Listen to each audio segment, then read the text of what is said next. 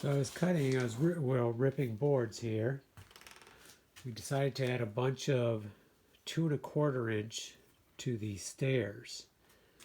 And I was ripping this whole pile, and I ripped a bunch of 4 inches earlier, so next I'm going to run them through the planer. But I started ripping this, everything was going smooth, and I started ripping this board right here, and the saw blade just started dying. I mean, you could hear the motor stressing right away. So I quickly turned it off and unplugged it, because if there's something going wrong, you don't want to make it worse than what it already is. And I took the shield off here, and I found this little stick wedged in here, down in here. It was kind of just floating in there, and must be it was wedged just right that as soon as it started cutting, it went against the blade.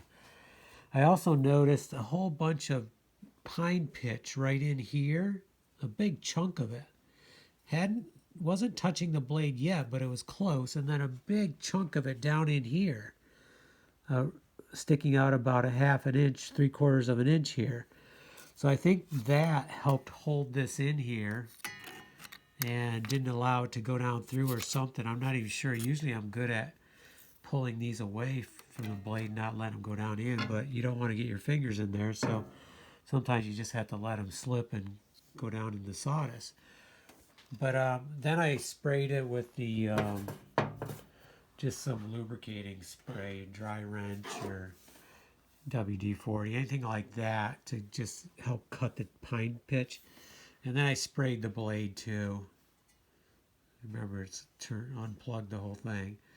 So then I took a break, and now I'm going to, everything was tight. I thought maybe the blade was loose, but everything's tight. So it was this thing wedging in there. So I'm just going to throw that in the burn bucket and put it all back together. And then we will, should be all good. I'm quite sure that's what the issue was.